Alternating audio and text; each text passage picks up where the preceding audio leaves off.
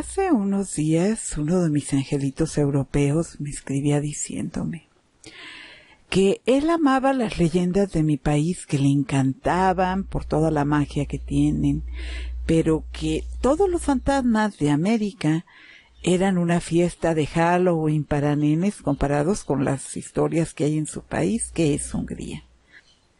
Y por supuesto que yo le respondí que efectivamente eso nadie lo ponía en duda. Recordemos que cuando hablamos de Hungría, pues también hablamos del famoso conde Drácula. Es imposible olvidar que esta novela se basó en el príncipe de Valaquia, un gobernante muy temido de Rumania. Para muchos un malvado, pero para los rumanos sin duda fue un héroe. Un hombre de su tiempo, sin duda, que tuvo que defenderse él y defender a su pueblo al estilo de esos tiempos. ¿Por qué? Porque esto fue durante la ocupación del Imperio Otomano y bueno, los otomanos eran bastante creativos para hacer que se les temiera. Pero Drácula, que por cierto tiene una historia muy triste después de todos los horrores que se cuentan de él, ese va a ser un tema que ya veremos en otra de estas leyendas. Pero bueno, el punto es que efectivamente hablar de Hungría es hablar de castillos encantados, de mansiones de vampiros y por supuesto de lugares llenos de fantasmas y seres sobrenaturales también que se cuenta que habitan los bosques húngaros. Y todavía muchas de las personas que viven en los bosques de Hungría no salen de noche porque dicen que los bosques están encantados y por la noche se llenan de seres sobrenaturales. Pero hoy no vamos a hablar de eso, vamos a hablar de una pariente lejana de este príncipe de Valaquia, que fue, según la leyenda, una de las asesinas en serie más sádicas de la historia. ¿Y por qué digo leyenda? Se preguntarán si está más que probado que existió la condesa Bathory. Bueno, pues eso ya lo veremos más adelante.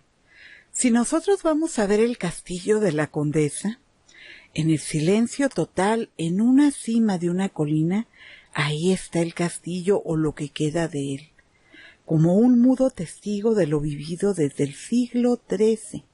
Es un castillo que ya está en ruinas, pero las piedras de ese castillo guardan secretos y lamentos de todo lo que ocurrió tras sus muros. Habrá quien diga que son los lamentos de la víctima de la condesa, pero también hay quien dice que fueron los lamentos de la condesa cuando ocurrió su triste y solitario final.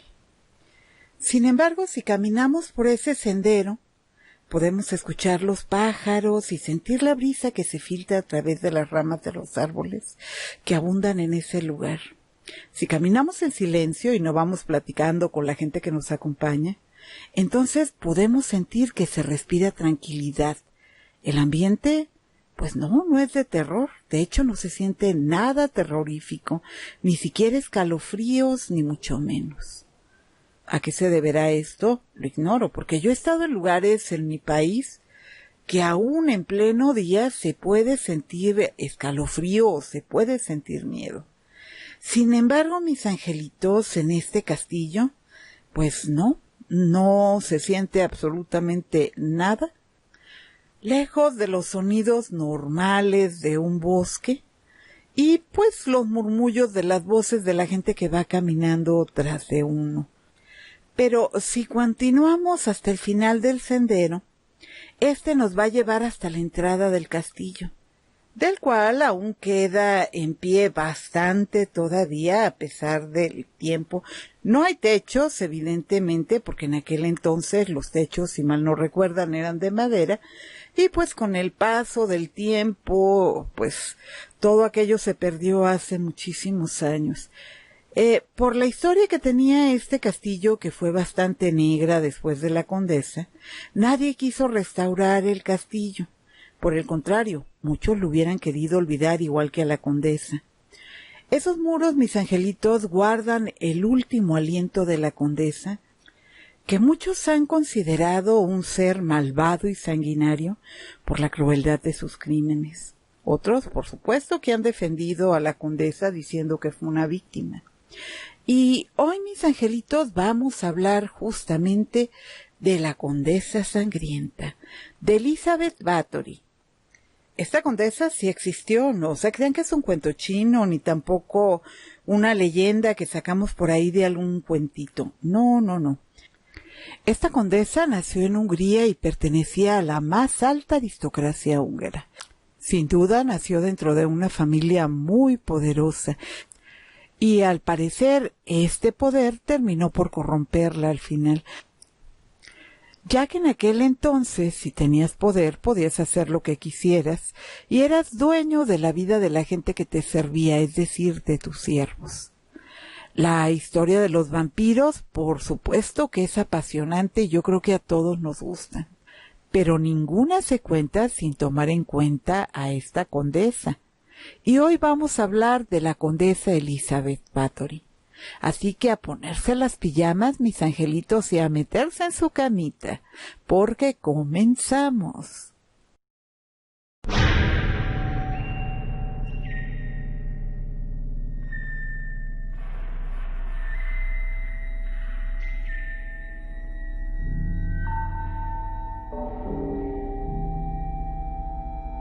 Pues les cuento que a finales de los años de 1500 nació en Rumania la Condesa Sangrienta.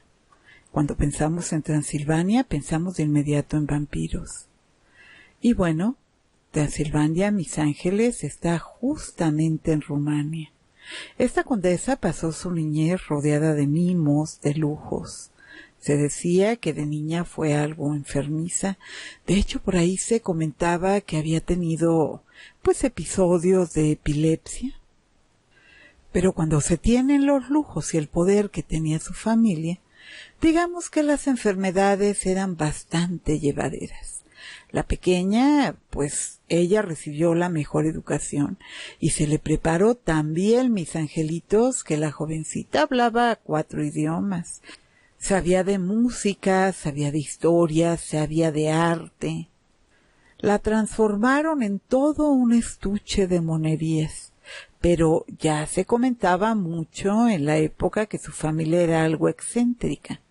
Por no decir que estaban un poquito chiflados, eran sanguinarios, tenía por ahí parientes que eran bisexuales, que eran lesbianas, homosexuales, tenía de todo en su familia y recordemos que en aquel entonces la homosexualidad era vista de una manera escandalosa, a pesar, mis ángeles, que había en todos lados, que de eso ya hablaremos más adelante. Pero en los tiempos de la condesa, pues todo aquello era del demonio. O sea, ¿cómo van a creer ustedes? Así que lo que se comentaba en torno a su familia, pues no eran comentarios agradables. Pero uno de los que más sobresalían era que eran personas muy crueles. Entre ellos el hermano mayor de la condesa, del que se decían cosas terribles, de que era muy violento, era muy cruel y muy aficionado a las bebidas.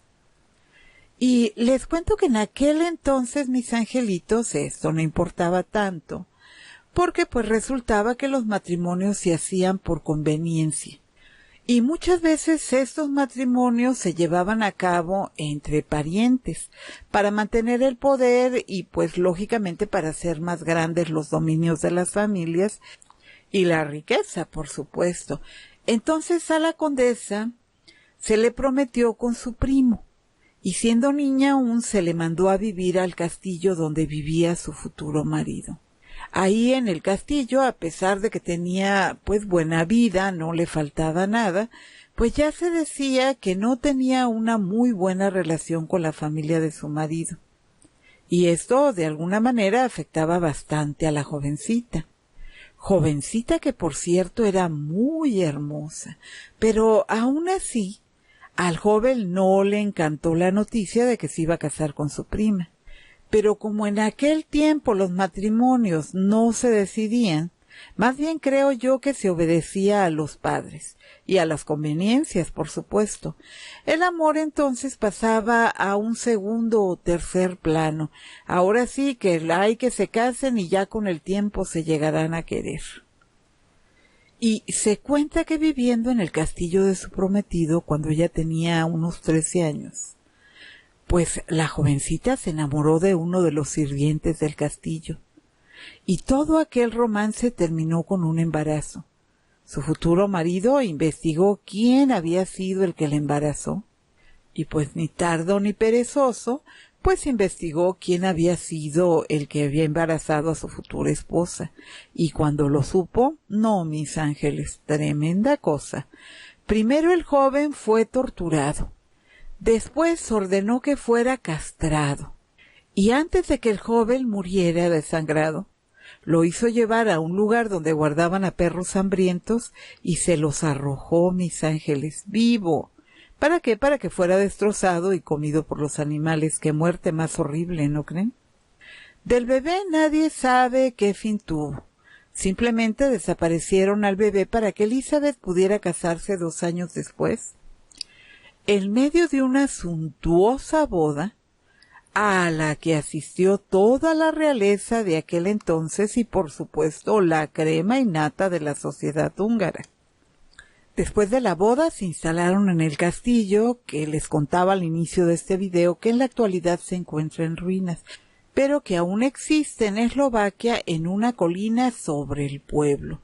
Y entonces su marido comenzó a ir de campaña contra los turcos, dejando a Elizabeth sola casi todo el tiempo, pero no sin enseñarle a su esposa el arte de hacerse respetar entre los sirvientes por medio de los castigos y la tortura, cosa que Elizabeth, por supuesto, que comenzó a disfrutar. Se cuenta que entre la soledad, los vicios y su locura, que ya era bastante evidente, comenzó a mostrarse cada vez más agresiva con sus siervos. Entonces ella elegía tanto a hombres como mujeres para dormir con ellos, daba igual si era hombre o mujer. Lo que no cambiaba eran las conductas agresivas de la condesa, donde el placer lo obtenía infligiendo dolor a sus compañeros de alcoba. Se dice que mordía, que quemaba con velas, que era bastante agresiva, y si alguno se negaba a complacerla, o bien se negaba a hacer lo que ella pedía, entonces pagaban las consecuencias en los sótanos del castillo. Por su parte, su marido no pasó mucho tiempo antes de ser bautizado como el Caballero Negro de Hungría, apodo que se le dio por la crueldad con la que trataba a sus adversarios. Y si ustedes creen que solo Drácula empalaba a sus enemigos, pues déjenme decirles que este caballero negro esposo de la condesa Báthory se convirtió en todo un maestro del empalamiento, que él no perdonaba a nadie. Si eras prisionero por alguna razón de él, pues entonces eras torturado y empalado. No importaba si eras hombre, mujer o niño. Y bueno, cuando estaba en casa, se entretenía torturando a los siervos en compañía de la condesa. Y ella, por supuesto, de acuerdo a la época, pues estaba obligada a compartir el castillo con la familia de su marido, muy a su pesar, por cierto, porque por ahí se cuenta que no los toleraba, sobre todo a su suegra, pero pues tampoco podía correrles del castillo porque tan dueña era ella como su marido. Y aunque la suegra le hacía la vida imposible, poco o nada podía hacer ella al respecto. Era su familia política.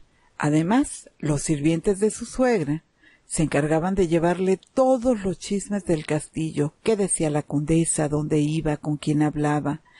Elizabeth estaba harta de aquella situación, pero algunos de los sirvientes eran intocables, porque como servían a su suegra y a sus parientes, pues simple y sencillamente no podía hacer absolutamente nada.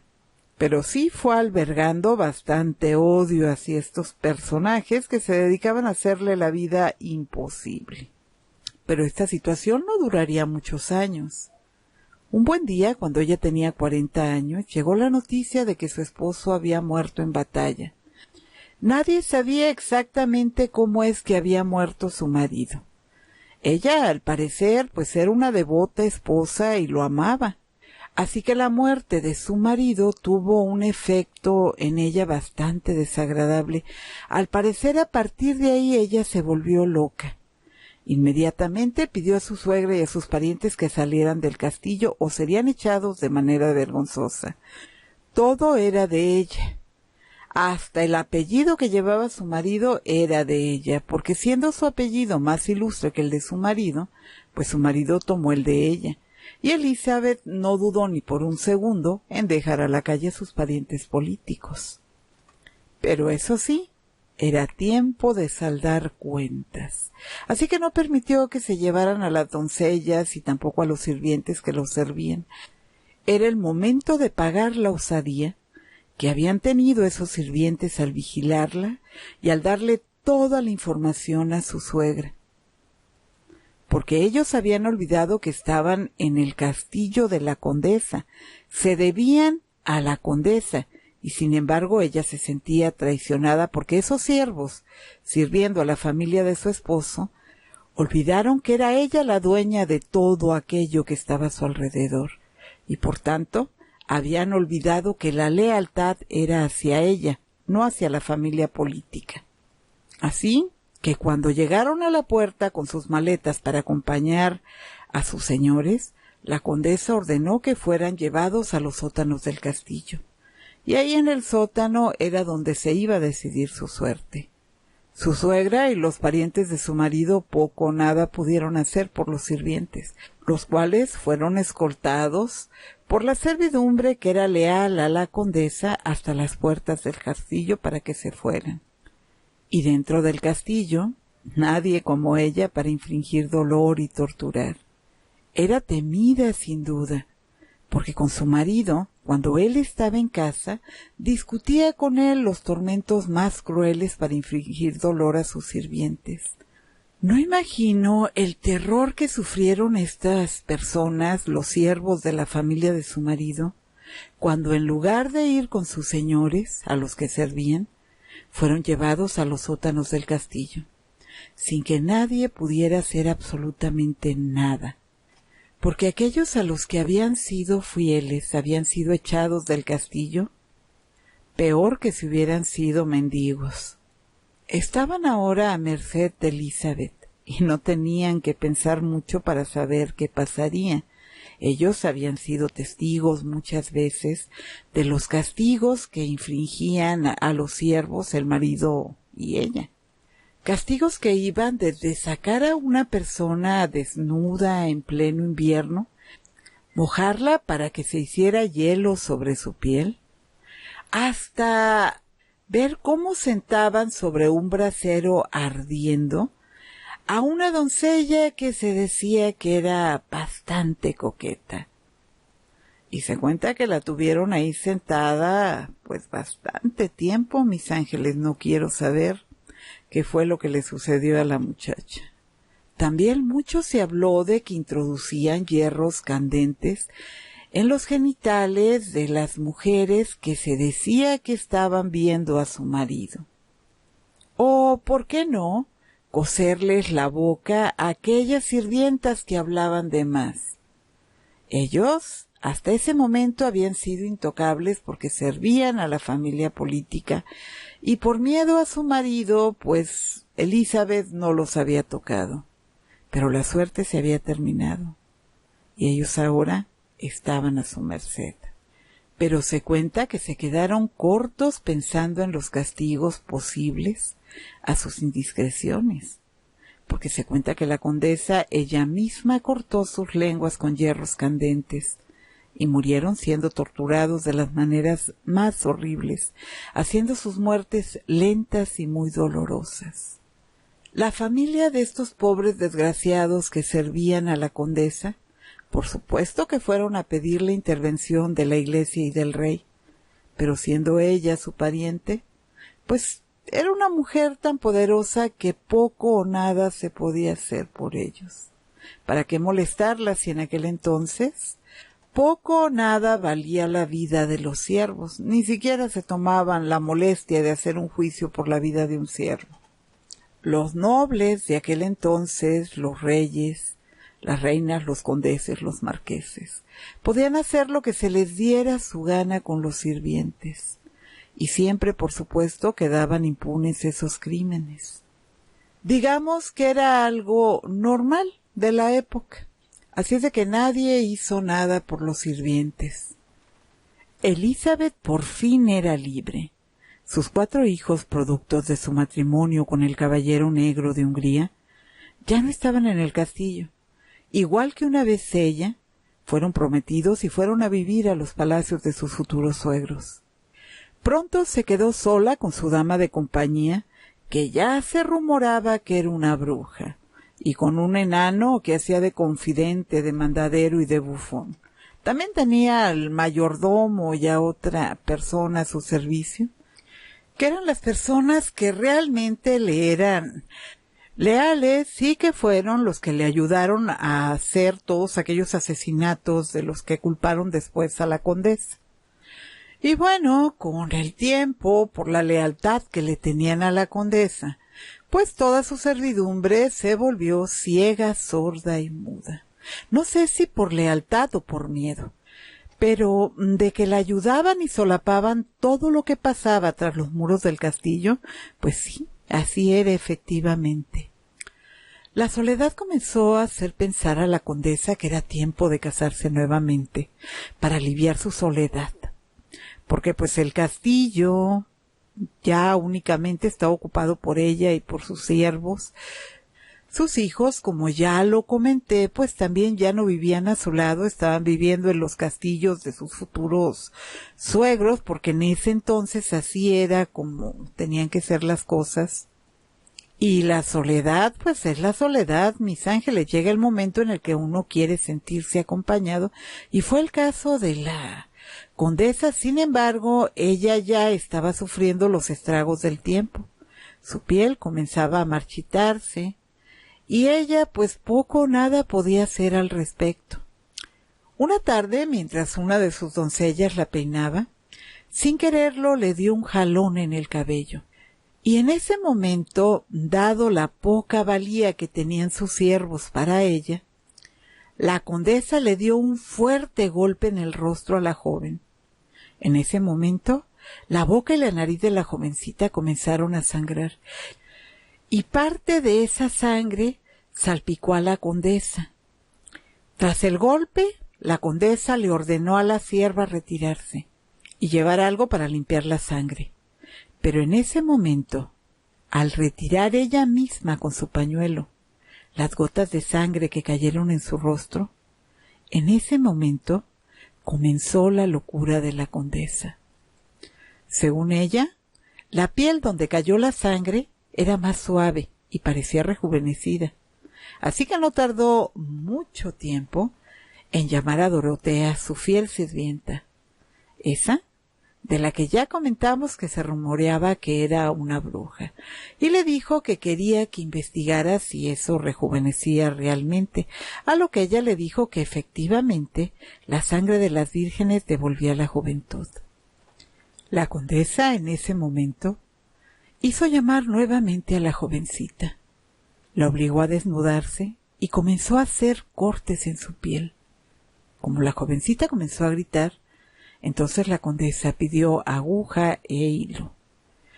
Con ayuda de sus fieles sirvientes, sujetaron a la jovencita para que ella pudiera llevar a cabo sus planes. La jovencita no dejaba de temblar mientras las lágrimas salían de sus ojos sin poderlo controlar. Triste final tendría esa jovencita, ya que al parecer la condesa entró en frenesí haciendo cortes en la piel de la muchacha sin control, recogiendo la sangre que brotaba de las heridas en una de sus tazas de té. En realidad era una pequeña porción de sangre, pero sería el inicio de lo que después resultaría en sus baños de sangre. Cuando la condesa recuperó un poquito de cordura, la jovencita fue llevada a los sótanos del castillo con la boca totalmente cocida. Mientras la condesa se disponía a colocar esa sangre por todo su rostro y sus manos. Cuando la retiró, la imagen que ella vio en el espejo fue una más rejuvenecida, y al ver ella misma la piel de sus manos, quedó convencida de que aquello podía devolverle la juventud perdida a su piel. La condesa no tenía duda, necesitaba sangre de las vírgenes para mantenerse hermoso.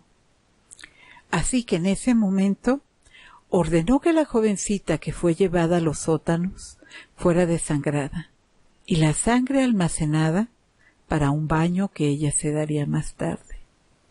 Sus siervos obedecían sin contradecirla absolutamente el nada, así que no tardaron en bajar, atar las manos de la jovencita por la espalda, colgándola por los pies para después de un tajo cortar su cuello. Después pusieron una cubeta debajo de ella para recibir el preciado líquido y podérselo entregar así a la condesa. Una muerte infame, sin duda. Una jovencita que su único pecado había sido ir a trabajar al castillo, buscando una mejor vida para ella y para su familia, sin saber que jamás saldría con vida de ese castillo, porque sería asesinada por órdenes de la condesa. No pudo defenderse y tampoco sus gritos de piedad fueron escuchados, ya que la condesa ahogó sus gritos cosiéndole los labios, porque a ella le molestaban sus chillidos. La condesa no tenía duda, necesitaba la sangre de las vírgenes para mantenerse hermosa. Ella desde antes ya era bastante cruel junto con su marido. Algunas de sus diversiones eran desnudar a los sirvientes, untarlos con miel y dejarlos atados en el bosque para que los devoraran los insectos.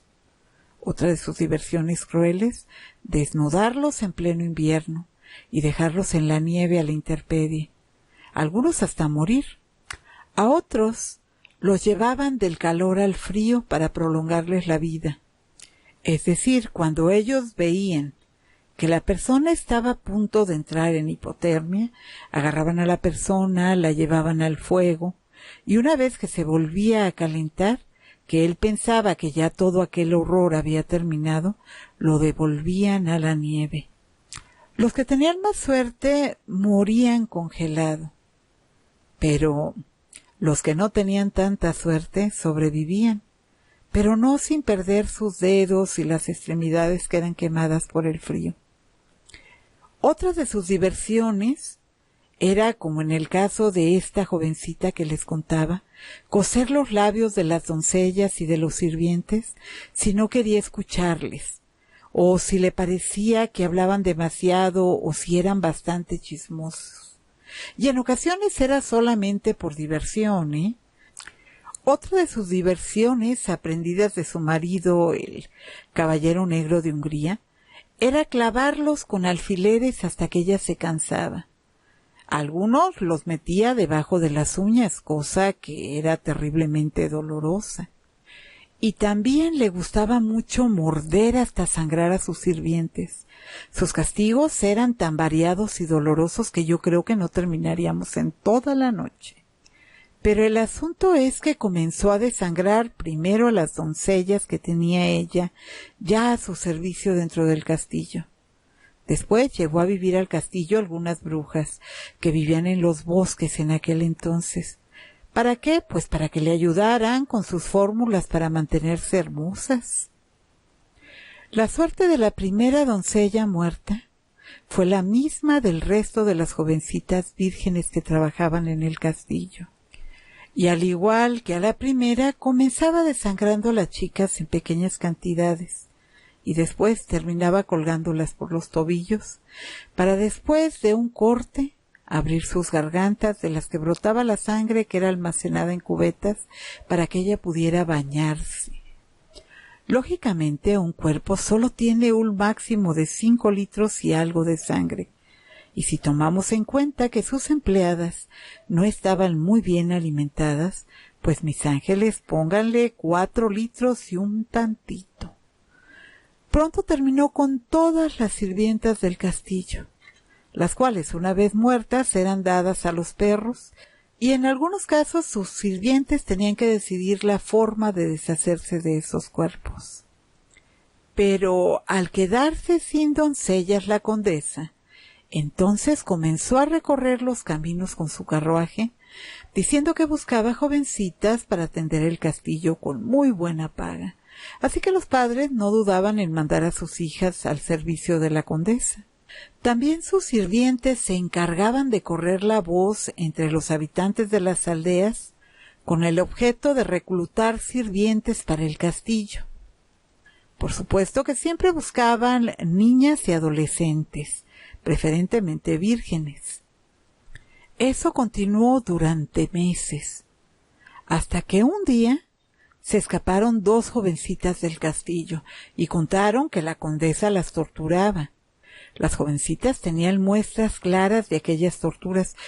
Algunas contaban que si algo no le gustaba a la condesa, las hacía envolver en ramas de ortiga, que son unas hojas que causan alergia en la piel y es como si nos quemaran, de hecho. Y una vez que estaban envueltas en ortiga, las obligaba a rodar por el suelo con esas hojas. Ya se podrán imaginar el dolor que sentían. Mostraban también las marcas de los alfileres y agujas en el rostro y en todo el cuerpo, y por supuesto las mordidas, en las que en ocasiones se llevaba pedazos de piel. Sin embargo, siendo la condesa quien era, no se creyó una sola palabra de aquello que dijeron las jovencitas. Para los aristócratas del lugar eran muchachas flojas que no querían trabajar y se inventaban historias porque ¿cómo iba a ser eso posible si la condesa era una mujer muy fina, había sido toda su vida una esposa devota y pues ella era muy respetada? Con toda seguridad eran inventos de estas siervas malagradecidas. Así que ni hablar, eran inventos, punto final. Ni los sacerdotes, ni las autoridades, ni el rey querían escuchar nada de aquello. ¿Qué más daba? No eran más que siervas, eran servidumbre. Daba igual lo que les pasara. Sin embargo, sí quedaba por ahí archivadas las declaraciones que algún monje que sí creyó en las palabras de las niñas quiso guardar, quedando asentado que torturaba, que encadenaba, que golpeaba, que mordía y que compartía su cama igual con un hombre que con una mujer. Y lo peor de todo, hacía que sus sirvientas lamieran su piel tras bañarse en la sangre de sus víctimas. Y si se negaban, eran las próximas en ser desangradas. El rumor corrió muy rápidamente por los poblados y pronto ya no había jovencitas que quisieran trabajar en el castillo. La necesidad y el hambre era mucha en aquel entonces, pero era más el miedo a lo que sucedía tras los muros de ese castillo. Desesperada por la falta de sangre y la negación de las familias a dejar ir al castillo a trabajar a sus hijas, se le ocurrió una genial idea. Haría entonces en el castillo una escuela para señoritas. La condesa era una mujer muy culta, que como ya lo dije hablaba varios idiomas, sabía leer, escribir, y en aquel entonces, para que se den una idea mis angelitos, casi nadie sabía leer. Así que siendo ella una condesa poderosa, aparte de enseñar a las jovencitas, las iba a promocionar entre la nobleza para que hicieran muy buenos matrimonios. Pronto la escuela para señoritas fue todo un éxito. Albergaba en el castillo jovencitas de las familias más pudientes de la región, que pensaban que sus hijas saldrían de ahí listas para hacer muy buenos matrimonios, pero nada más alejado de la realidad, porque la condesa no tenía intención alguna de darles clases de nada. Su interés era la sangre que corría por sus venas y el dolor que pudiera infligirles. La condesa ya no tenía control de sus actos. Pronto ordenó diferentes aparatos de tortura que metió en una de las mazmorras del castillo. El preferido, sin duda, era la Dama de Hierro, un sarcófago que tenía puntas muy afiladas por dentro. Entonces agarraba, metía ahí a la jovencita y lo cerraba de un golpe, provocando una muerte lenta y dolorosa a su ocupante, clavando los clavos que tenía en el interior en la piel de la jovencita que lo ocupaba. Una de estas jovencitas era un pariente del rey Matías. La familia se quejó de que no se les permitió entrar al castillo cuando pidieron ver a su hija, y entonces le dijeron que había huido con uno de los sirvientes, cosa que por supuesto no creyeron los padres. Así que fueron a buscar al rey para que ordenara la búsqueda de la muchacha. Pero en ese momento a esa denuncia se unieron otras, lo cual ya preocupó al rey. No podía dejar pasar por alto la desaparición de jovencitas de clase acomodada. Esta vez la condesa se había pasado de la raya. Pero al ser una mujer de clase noble, pues debía de ser muy cuidadoso con el caso, así que le pidió a un primo de la condesa que fuera al castillo a investigar qué era lo que estaba pasando y que pudiera ver a las jovencitas estudiantes, ya que sus padres no solo no las habían podido ver ni comunicarse con ellas de ninguna manera, sino que temían bastante por sus vidas dado los rumores que cada vez eran más fuertes, y tenían mucho miedo de que algo les hubiera pasado a sus hijas, ya que algunos predicadores habían regado el rumor de que el castillo era cubierto por las sombras de la depravación, y que en él se adoraba al diablo y se ofrecían sacrificios humanos. Su primo de la condesa le dijo al rey que eso pues sería prácticamente imposible, ya que el castillo estaba muy bien custodiado por los sirvientes de la condesa y difícilmente podría entrar. Y él, por supuesto, que tenía mucho miedo de que si entraba al castillo, si eran ciertos los rumores, pues él temía que la condesa fuera a atacarle o a hacerle algo. A lo que entonces el rey respondió que tomara entonces soldados y fuera a ver qué estaba pasando en el lugar por las buenas o por las malas. Su primo entonces tomó una cuadrilla de soldados y fueron al castillo sin avisar, para ver qué había de cierto en los rumores que corrían por el pueblo. Cuando llegaron al castillo, al principio se mostró algo de resistencia a dejarlos entrar, ya que a la condesa no le gustaban las miradas indiscretas dentro del castillo. Sin embargo, al haber llegado sin aviso para haber arreglado absolutamente nada, y llevando a su primo soldados armados, pues no quedó más remedio que abrirles las puertas del castillo. Al entrar notaron que había sirvientas que yacían en el suelo agonizando, con marcas de tortura, pero al ser siervas no le dieron mucha importancia. Pero al entrar al castillo, el suelo estaba cubierto completamente por ceniza y aserrín. En los muros se podía apreciar que había salpicaduras de sangre. Algunas manchas eran negras porque la sangre ya se había secado, pero otras eran manchas totalmente frescas. En el salón había algunas jovencitas.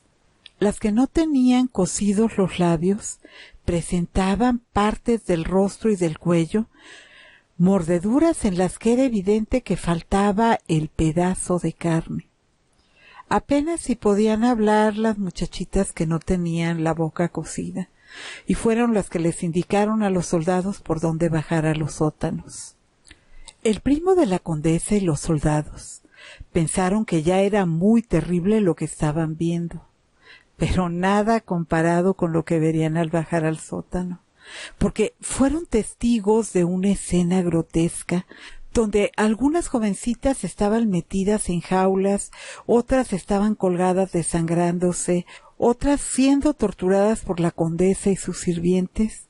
No sabían para dónde ver los soldados de ver tanto horror. El olor a carne descompuesta y sangre era casi insoportable en esos sótanos. Ahí encontraron más jovencitas de las que se imaginaban que podían ver. Muchas de ellas tenían incisiones. Algunas estaban atadas en el suelo con algo de vida todavía, alguna otra gritaba desesperada dentro de la dama de hierro, aún viva, por cierto. Todas tenían en sus cuerpos heridas y los lamentos parecían que taladraban los oídos de los ahí presentes. Muy lejana fue la idea que tenía su primo de lo que encontraría. Estaba ante el máximo horror que podían ver. Incluso se cuenta que algunos soldados vomitaron del olor y del horror que albergaban aquellos muros. La mayoría de las jovencitas con los labios cosidos con aguja y cáñamo, Algunas tenían clavos o agujas en la piel como si fueran alfileteros humanos. Otras no tenían nariz, orejas, ojos o lenguas. Se las habían arrancado con pinzas candentes. Algunas jovencitas estaban abiertas en canal. Otras tenían quemaduras muy graves en los genitales. El olor a carne muerta, la gangrena que se apreciaba ya en algunas de las jovencitas, en otras las marcas de latigazos que en esos frágiles cuerpos de las jovencitas habían despegado la piel de los huesos. Ya podrán imaginarse cómo estaban. Y de estas jovencitas muchas aún estaban vivas y dejaban escuchar débiles lamentos que hacían temblar a cualquiera, pero eso no era todo. En los calabozos había cadáveres que algunos de esos cadáveres eran parte de los antiguos sirvientes de la familia de su marido que fueron torturados hasta la muerte. También en esos sótanos había un calabozo con más jóvenes que estaban escogidos por la condesa, que eran desangrados cada día para que esa sangre extraída fuera bebida por ella. No había duda, la condesa era una asesina en serie. Los soldados sacaron con vida a los que podían respirar y caminar todavía y resguardaron el lugar hasta que el rey decidiera cuál iba a ser la suerte de la condesa. El primo de la condesa, pues, contó al rey todo lo que vio en el castillo y también contó todo aquello de lo que fue testigo, también de lo declarado por los jóvenes que liberaron, contándole al rey horrendas historias de torturas, de magia, de sacrificio. En ese lugar se había derramado demasiada sangre, y no solo de las campesinas, también de las jovencitas adineradas de la aristocracia. Y las que habían sobrevivido a aquel horror contaron historias desgarradoras de lo sufrido tras los muros del castillo. Entonces el rey mandó llamar a la condesa para que se defendiera y se mandó detener a todos los sirvientes del castillo. Sin embargo, dado la nobleza de la condesa, no se le podía tocar. Ella era la sobrina del rey de Polonia. Por supuesto que la condesa se negó a ir y no aceptó ni rechazó ninguno de los cargos que se le imputaban. Ella estaba siendo acusada de cosas terribles. Se le estaba acusando de haber asesinado cientos de jovencitas y niñas. Su primo y los soldados dijeron que había cientos de cadáveres dentro y fuera del castillo, y que el olor a muerte era tan fuerte que tuvieron que salir apenas liberaron a las personas que estaban prisioneras o siendo torturadas. La condesa hizo valer entonces sus derechos como noble y bueno, ella no podía ser decapitada, aunque el rey Matías era justo lo que quería hacer, porque entre más cosas se declaraban, pues más odio se despertaba entre los aldeanos y los aristócratas de Hungría. ¿Qué pasó? Pues se exigía la cabeza de la condesa. Pero las cosas en aquel entonces no eran tan fáciles. El primo de la condesa, que por cierto debo comentarles que tenía muchos años peleado con la condesa, convenció al rey de que respetara su vida. Y pues a cambio de no matarla, pues confinarla a su castillo. Pero entonces sus sirvientes y las brujas que le eran leales y le ayudaban, dijeron que la sangre de las aldeanas no tenía el mismo efecto rejuvenecedor que el de las jovencitas aristócratas, y que lo que se buscaba con la tortura era el dar un sacrificio a los dioses que adoraban a cambio de la juventud y la riqueza de la condesa. Porque deben de saber que la riqueza de la condesa era mucho más grande que la fortuna del rey Matías, con eso les digo todo. En una palabra, la condesa sangrienta, o Elizabeth Bathory, era una de las mujeres más ricas. Pero bueno, una vez que empezaron a hablar sus sirvientes, comenzaron los relatos de las muertes más terribles que se pudieran dar a un ser humano. Las brujas entonces dijeron que a más dolor mejor el sacrificio para sus dioses. Así que introducían astillas bajo las uñas, marcaban a los cuerpos desnudos con hierros candentes como si fueran ganado, mis ángeles. Hablaron de cómo se arrancaban partes del cuerpo a las jovencitas, trozos de carne para ser cocinados y después alimentar a las víctimas con esta carne. Y por supuesto de los victimarios, porque también ellos disfrutaban de esos festines con la carne de las jovencitas. También se habló de golpizas tan fuertes hasta arrancar el último suspiro de un cuerpo, que molían a latigazos al grado de que la carne, como ya lo había comentado, se desbarataba dejando ver los huesos de las jovencitas. Cada declaración era más horrible y más grotesca que la anterior. Aquello era el grado máximo de depravación, y las acusaciones tan terribles que no se podía dar el perdón a nadie que hubiera intervenido en aquella barbarie. Las familias de las jovencitas clamaban justicia, y el pueblo, por supuesto, que quería ir por la condesa para lincharla.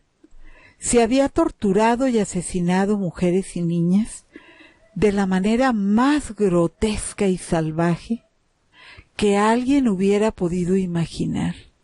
Los cuerpos mutilados de algunas de ellas llevarían el recuerdo vivo mientras respiraran, cada vez que vieran una de sus cicatrices y recordaran el infierno por el que pasaron. Así que sin duda había que dictar castigos ejemplares.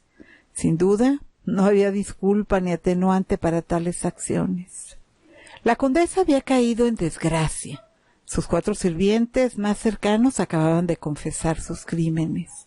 Y por supuesto también su participación en ellos. Se confesaron más de 600 asesinatos de la condesa, pero no contaron los crímenes de las aldeanas. De hecho, el siervo, el enano que se encargaba de invitarlas a trabajar en el castillo, alegó que él era muy pequeño cuando fue a trabajar al castillo y que él solamente obedecía órdenes de la condesa porque le tenía mucho miedo. Porque según él, la condesa podía convertirse en lobo a placer. Y él, por supuesto, no quería ser devorado por ella. Entonces se ordenó que se les decapitara a todos sus sirvientes por callar la barbarie que tenía lugar dentro de los muros del castillo. A las brujas se ordenó que se les arrancaran los dedos uno a uno de las manos y los pies con una tenaza ardiendo, y después tenían que ser arrojadas a una hoguera para que fueran quemadas vivas. El enano, pues él, como dijo que era muy pequeño, etcétera, primero fue decapitado y después su cuerpo sería arrojado a la hoguera. La más joven del grupo era una jovencita que también pertenecía a la nobleza, y ella se salvó de la muerte gracias a que algunas de las jovencitas que quedaron con vida dijeron que ella trató de ayudarles, pero igual no se salvó de que le dieran 100 latigazos. Después dicen que desapareció, pero hay quien dice que los aldeanos se la llevaron al bosque y la descuartizaron viva. La condesa no podía ser juzgada, tampoco podía ser decapitada, pero nada impedía que se le confinara en su castillo. El primo de la condesa fue lo que había pedido, pero nunca pensó que el rey tuviera otros planes. El rey Matías pensó que si la condesa ya de por sí no salía mucho de su castillo, pues el hecho de que se le confinara al castillo, pues en ninguna manera iba a ser un castigo. Así que el rey entonces ordenó que se cerraran las ventanas, dejando solo un pequeño espacio por el que entraba un poquito de sol a la habitación. Y la puerta de la habitación, una vez que entró la condesa, por orden del rey se levantó un muro, dejando solo una abertura suficiente para que entrara y saliera la comida y lo referente a su higiene personal. La condesa fue enterrada en vida en su castillo. La condesa no volvió a ver a nadie más, ni tampoco a sentir el viento ni el sol. En su habitación se cuenta que solo contaba con la luz de una vela y algo de la luz que entraba durante el día por la ventana de su habitación, que era muy pequeña, ya que el rey había dado la orden de que se clausurara puertas y ventanas de su habitación. Su habitación se había convertido en su cruel prisión. Solo recibía la visita de un sacerdote, cosa que me llama mucho la atención, mis ángeles. Este sacerdote todos los días oraba con ella y lo hacían en latín. Aparentemente era temerosa de Dios. El encierro silencioso de la condesa duró 4 años.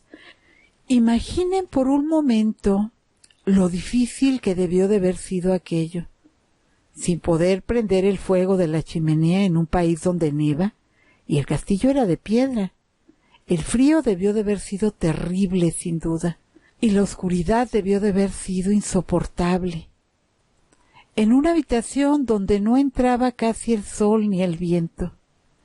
Sin embargo, ella le pidió al padre, que iba todos los días que si ella moría, se entregaran sus bienes a sus hijos por partes iguales. Pocos días después de haber dictado su testamento al sacerdote, uno de los carceleros reportó que por más que le habló, ella no respondió. Estaba tirada boca abajo en el piso, y se dice que cuando se derrumbó el muro para sacar su cadáver, la habitación estaba llena de heces fecales, polvo, y sin duda, es así que fue una muerte muy triste y muy dolorosa. Al morir la condesa, su cadáver fue un cadáver bastante incómodo, ya que nadie lo quería recibir. Los aldeanos no lo querían en la iglesia del lugar, y prácticamente en ningún lado querían recibirla. ¿Por qué? Porque lamentablemente los actos de la condesa, o por los actos que la culparon, fueron atroces. Pero al final su cuerpo, nadie sabe en dónde está. Se decía que lo habían puesto en la cripta de su familia, pero al parecer no fue así. Aquí yo les confieso que me queda la duda. ¿Desearía o no todo aquello terrible de lo que fue acusada?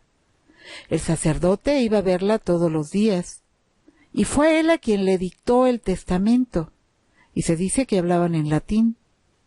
Esto sin duda a mí me parece muy raro, porque si era capaz de hacer esos actos tan terribles de lo que se le culpaba y de brujería, ¿por qué entonces el sacerdote iba a verla y ella hablaba con él? Por otro lado, la Santa Inquisición incluso juzgaba a los animales que eran acusados de brujería o de homosexualidad. Y hablamos de que la jovencita que escapó supuestamente reportó esto. ¿Por qué entonces la Santa Inquisición no se lanzó contra la condesa? No les importaba si era un rey, un ministro o quien fuera. La Santa Inquisición iba por todo aquello que era diabólico o practicara brujería. Es más, si tenías un libro en tu casa que ellos no tuvieran permitido, bastaba con eso para que te quemaran en una plaza pública. Así que a mí aquí me queda la duda.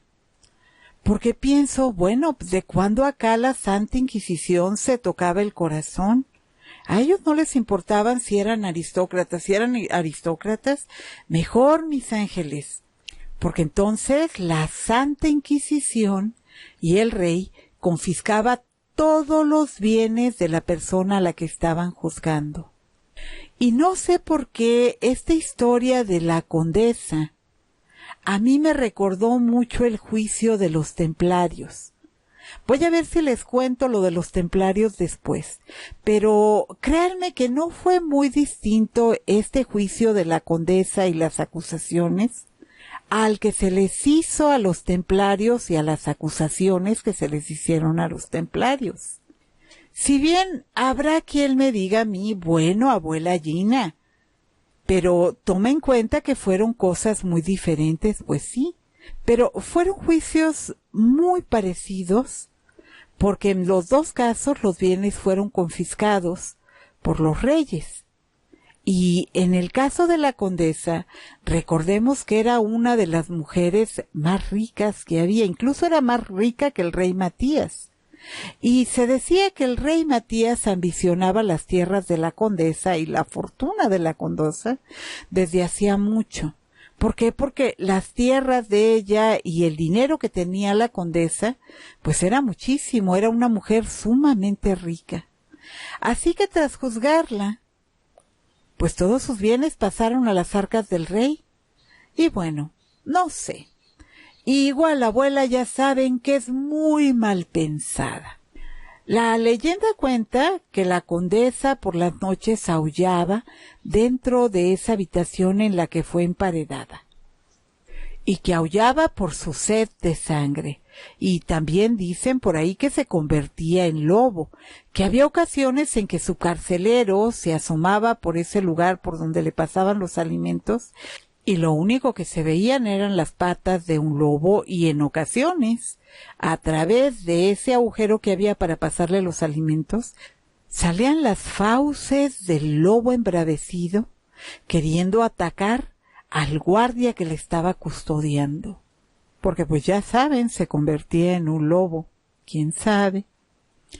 No olvidemos que la condesa corrió a su suegra y a su familia política, que también eran gente pudientes, eran personas que conocían a muchísimas personas, que también tenían poder, y pues, mal que bien, pues salieron del castillo odiando a la condesa. Tampoco podemos olvidar que la suegra de la condesa le hizo la vida miserable todo el tiempo, y cuando murió el marido es cuando ella decide correr a la suegra del lugar. Así que sin duda, la condesa ganó enemigos muy poderosos. Y bueno, en aquellos tiempos era muy bien sabido que la Santa Inquisición arrancaba confesiones de todo tipo, falsas en su mayoría porque daban unos tormentos que madre mía. Además, mis ángeles, fíjense qué raro que todo lo referente a su juicio fue sellado y ocultado por más de un siglo, y era prácticamente un delito hablar de la condesa. El supuesto diario tan cacareado, donde estaban los nombres y los detalles de todas esas chicas que asesinó la condesa, jamás apareció por ningún lado, porque a pesar de que era una superprueba, pues el diario no está por ningún lado y no está tampoco con las declaraciones que hubo en el juicio. Todo se conservó, pero curiosamente ese diario donde se le acusaba, pues ¿qué creen que nunca apareció? Cualquier parecido con la realidad actual es mera coincidencia. Pero bueno, mis angelitos, si esta historia es real o fue solamente una leyenda, si fue la condesa inocente o si fue culpable, eso ya lo juzgarán ustedes. Yo pienso que tal vez algo habría de cierto, pero también que se exageró todo para poder confiscar sus bienes. No sé, esta abuela es de lo más mal pensada. Dime tú qué piensas, mi ángel. ¿Qué piensas que sucedió realmente? ¿Crees que la condesa fue culpable o crees que tal vez sí era algo cruel por el maridito que se botaba, pero que el propósito pues fue confiscarle los bienes? ¿Tú crees que sí asesinó a esas jovencitas o crees que lo exageraron? O que tal vez mató a algunas y de esas algunas hicieron que fueran muchísimas para poder robarla, porque para mí confiscar pues es como robar si tu dinero es lícito. ¿O creen ustedes que todo fue una puesta en escena justamente para robarle sus bienes? Cuéntenme en la cajita de comentarios qué creen ustedes. Pero bueno, mis angelitos, si les gustan las leyendas hay que darle like, suscríbanse a mi canal, y si son nuevos y les gustan las historias de la abuela, pues compártanlas, mis ángeles, compártanlas con otros angelitos a los que les gusten las leyendas, para que me den ganas de publicarles más leyendas. Yo soy Gina Mateos y estoy encantada de que te hayas quedado hasta el final de nuestra noche de leyenda. Les mando un gran beso, mis angelitos, y ya lo saben, esta noche no tengan miedo de apagar la luz. Gracias por escucharme.